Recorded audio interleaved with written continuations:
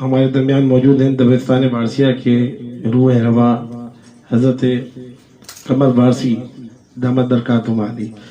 میں حضرت آپ سے جاننا چاہوں گا، میں نے ویسے حوالہ تو شروع میں بتایا کہ 1990، لیکن میں یہ بھی جانتا ہوں کہ دبستان بارسیہ قیام اس سے قبل سے ہے، تو میں چاہوں گا کہ دبستان بارسیہ کی تھوڑی سی تاریخ پہ اگر آپ روشنی ڈالیں، اور اس کے ساتھ ساتھ یہ بھی میں جاننا چاہتا ہوں کہ آپ کے پیش نظر وہ کون سے محرکات تھے کہ جن کی وجہ سے نعتیہ مشاعروں کا آپ نے خاص طور پہ اہتمام کیا، اور جو میں نے آپ کے پروگرام کے آغاز میں بھی بات کی کہ کیونکہ رواج عمومی یہی ہے کہ زمینوں پہ نعتیہ مشاعرے ہوتے ہیں، تو کسی زمین سے ہٹ کر یہ ردیف مختص کرنے کا خیال آپ کو کیسے آیا؟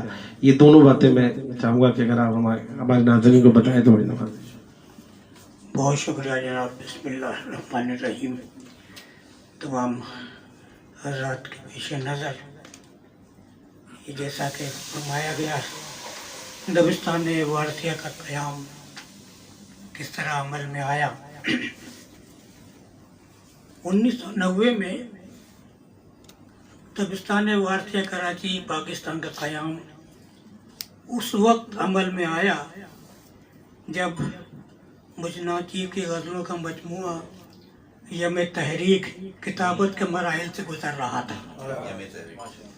اس وقت سے 1993 تک اس ادارے کا دائرہ کار گاہے گاہے مذاکروں، مشاعروں کے انعقاد اور چند کتابوں کی اشاعت تک ہی محدود تھا۔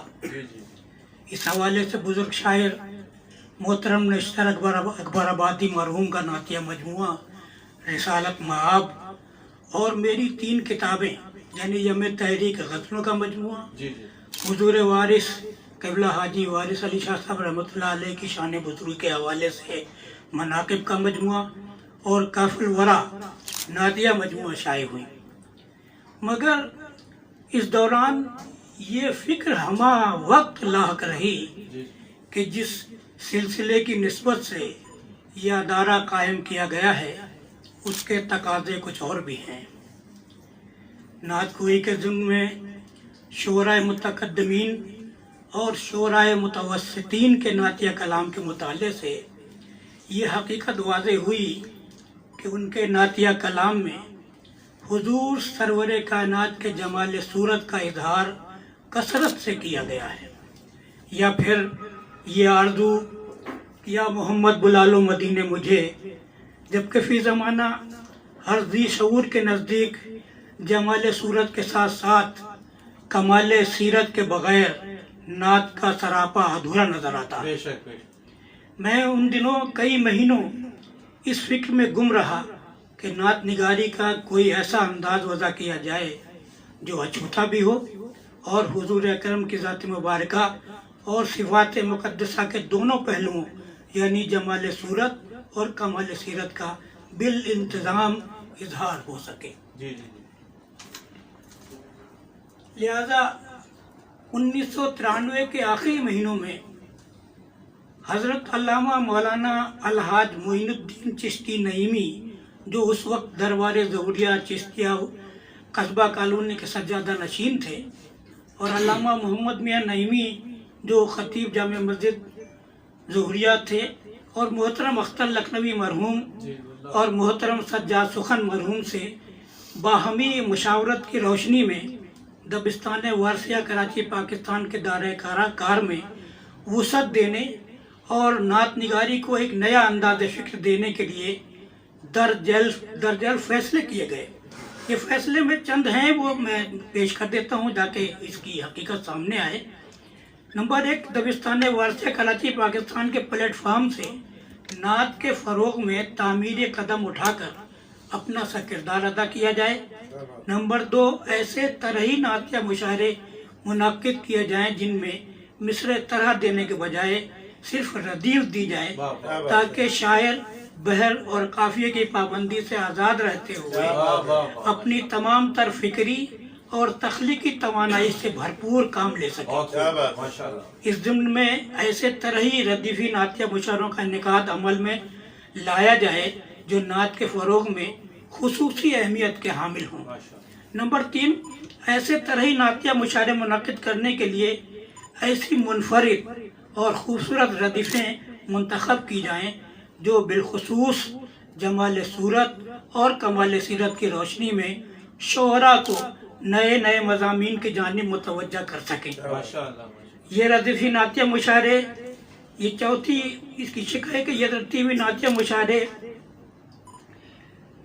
हर माह किसी एक मकाम पर मुनक़िद करने के बजाय मुख्तलिफ मकामात पर मुनक़िद किए जाएँ ताकि दीगर इलाकों के शोहरा और सामीन के लिए भी तस्कीन कल्ब व रूह के लम्हे मैसर आ सके। और नंबर 5 के साल के पहले ही महीनों में 12 महीनों की मुश्तहर करने के 12 महीने की रद्दी मुश्तहर करने के साथ साथ मकामात मुशारा का ऐलान तयशुदा दिन और तारीख के साथ साथ कर दिया जाए ताकि मेज़बान और शोहरा हजरात को अपनी अपनी सहूलत के मुताबिक तैयारी के मौक़े मिल सके। अब ये एक छठी शिक रह गई है जो एक बहुत अहम है कि साल के इख्तिताम पर मुनाक़िदा मुशायरों में पढ़े जाने वाले रदीफ़ी नातिया कलाम पर मुश्तमिल एक किताब शाये की जाए जिसमें तमाम शोहरा के मुख्तलिफ कवाइफ या कम अज़ कम उनके अस्माए गिरामी की फहरिस्त भी शामिल हो। तो ये सिलसिला था और ये जो मैंने 6 शिकें आपके सामने पेश की हैं इन पर हमने पूरे तौर पर अमल किया है, यानी किसी एक शिक को हमने नहीं छोड़ा। और ये जो आखिरी शिक है इस सिलसिले में तो बहुत ही अहम पेशरफ्त हुई है। इन मौजूदा हालात में जो सूरत हाल है किसी किताब का शाये करना जो शीर लाने के बराबर है, लेकिन अल्लाह रब्बुल इज़्ज़त ने अपने हबीब के सदक़े से हमारे लिए ऐसा इंतज़ाम, जब भी किताब आती है कोई ना कोई सूरत ऐसी पैदा कर देता है अल्लाह ताला कि वो किताब जो इंशाल्लाह आ जाती है। इस सिलसिले की अब तक 27 किताबें मंजर आम पर आ चुकी हैं और इस वक्त मैं 28वीं किताब पर काम कर रहा हूँ और इंशाल्लाह अगले महीने वो किताब प्रेस चली जाएगी। कोशिश यही है। इसमें एक अहम बात जो ये है, जब हमारी तीसरी किताब आई थी उसमें एक मज़मून हज़रत प्रोफेसर आफाक सिद्दीकी साहब ने तहरीर फरमाया था और उसमें उन्होंने इस बात का इजहार किया था कि जिस तरह से ये रदीफ़ी नातिया मुशायरे आप मुनक़िद कर रहे हैं इसी तरह अगर हमदिया भी मुशायरे मुनक़िद किए जाएँ तो ज़्यादा अच्छा हो, क्योंकि हम पर बहुत कम काम हो रहा है।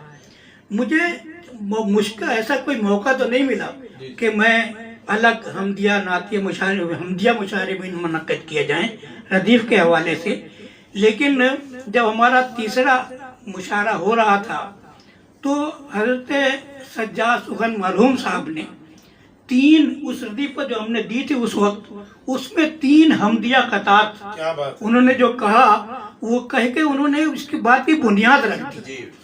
और उस वक्त से लेकर जितने भी शोहरा हमारे इन मुशायरों में शरीक होते हैं उसमें कुछ शोहरा ऐसे हैं जो अब हमद भी कहते हैं। और अब हमने ये सिलसिला किया है कि वो हमदे अलग कर लेते हैं। और हैरत की बात यह है कि इन 27 किताबें जो नात की आई हैं और 5 किताबें हमद की भी आ चुकी हैं और इंशाल्लाह 2023 में छठी किताब भी हमद की आ जाएगी इंशाल्लाह। तो ये सिलसिला है। अब मैं एक इस दबिस्तान वारसिया का एक नज़र में एक तारुफ पेश कर देता हूँ कि 1994 से 2013 तक 20 साल में कुल रदीफ़ें दी गई 271 और इन्हीं 20 साल में यानी 1994 से 2013 तक कुल तयशुदा मुशायरे मुनाक़िद हुए भी 271। और एक बात और भी है कि जब हम ये रदीफ़ें देते थे तो कोयटा और मुल्तान ये 2 जगहें ऐसी हैं जहाँ के कुछ तंजीमों ने ये कहा कि भाई हम भी इन रदीफ़ों पर मुशायरे हम करा सकते हैं अगर आपकी इजाज़त हो। तो मैंने कहा बिल्कुल आप कराएं। तो उन्होंने अपने अलग मुशायरे किए और जब वो मुशायरे हो जाते थे तो वो नाते हमें भेज देते थे तो हम उसको उन किताब में शामिल कर लेते थे। तो इस तरह कुल ज़ैली मुशायरे जो है वो 71 हुए اور اس مشاعروں میں کل شریک شعراء کی تعداد جو ہے وہ 728 ہے. اتنے شعراء ہمارے مشاعروں میں شریک ہو چکے ہیں. اور ان کل ردیفی حمدیہ تخلیق کی گئی جو حمدیں ہیں وہ 1721 ہیں جو حمدیں ہیں صرف. اور کل نعتیں جو ہیں ان 20 سال میں وہ 9541 یہ نعتوں کی تعداد ہے. کل حمدیہ ردیفی مجموعے جو ہیں وہ 4 ہیں اور نعتیہ مجموعے 20 ہیں. یہ 20 سال کا معاملہ ہے، یہ 20 ہیں. تو یہ جی ہاں یہ سلسلہ ہمارا ہے. ہمارا اصل میں نعتیہ کا معاملہ جو ہے تو وہ جو کیونکہ ہم نے تو کراچی سے شروع کیا، لیکن حیرت کی بات یہ ہے کہ جو ہمارے کراچی کے مشاعروں میں کچھ دوسرے شہروں سے بھی لوگ آ کر شعراء حضرات شامل ہوتے تھے. انہوں نے جب اس سلسلے کو دیکھا تو انہیں بڑی حیرت بھی ہوئی اور انہوں نے کہا کہ بھائی ہم بھی اپنے شہر میں یہ مشاعرے کرانا چاہتے ہیں اگر آپ کی اجازت ہو. میں نے کہا بھائی ہمارے لیے تو اس سے زیادہ خوشی کی بات اور کیا ہو سکتی ہے، ہم تو اسی فروغ پر کام ہی کر رہے ہیں. تو لہذا کوئٹہ، سبی، جیکم آباد، سکھر، لاہور، ملتان، اسلام آباد اور انٹائر پنجاب، آپ دیکھیے کہ یہاں ایک بہت ہی ڈیرہ غادی خان سے آگے یعنی توسا شریف سے بھی آگے 60 کلومیٹر آگے ایک چھوٹا سا شہر ہے جسے واہوا کے نام سے یاد کرتے ہیں. سید طاہر ہمارے بہت اچھے شاعر ہیں، وہ اپنے وہاں اس مشاعرے کو ہر سال کراتے ہیں اور مسلسل کراتے رہے ہیں. ملتان کے علاوہ لاہور، اسلام آباد اور انٹائر میں ایک چھوٹا سا شہر ہے تلمبا، ہاں وہاں بھی ہمارے یہ مشاعرے ہوئے ہیں. اور مخدوم پور بھی ایک جگہ ہے، وہاں بھی یعنی ہم اندر تک یعنی پنجاب میں گئے ہیں. تو یہ سلسلہ ہم نے پورے طور پر فرمایا، پورے طور پر پھیلا دیا. ہمارے اس مشاعرے میں ایک مرتبہ جدہ سے مرحوم احمد سعید قاسمی صاحب، وہ قاسمی صاحب بھی شریک ہوئے، انہیں بھی یہ معاملہ پسند آیا. انہوں نے کہا کہ بھئی ہم انشاءاللہ جدہ میں کرائیں گے. انہوں نے اس سلسلے کو جدہ میں شروع کر دیا. ان کے انتقال کے بعد محسن علوی صاحب نے اس کو مسلسل جاری رکھا. اب وہ بھی آ گئے ہیں یہاں، بلکہ بہت سے لوگ واپس آ گئے ہیں. لہذا ہمارے کو تقریباً کوئی 12-14 مشاعرے جدہ میں بھی ہوئے اور یہ تمام ہماری کتابوں میں ان تمام مشاعروں کا ذکر موجود ہے، ان کی نشانے موجود ہیں. یہ تمام چیزیں میں نے ایک تعارف کے طور پر مختصراً آپ کے سامنے پیش کی ہیں. اللہ تعالیٰ دعا فرمائیے کہ اللہ تعالیٰ اس سلسلے کو قائم رکھے اور مجھے ہمت اور حوصلہ عطا فرمائے کہ میں اس سلسلے کو قائم رکھوں. بہت شکریہ، بہت نوازش.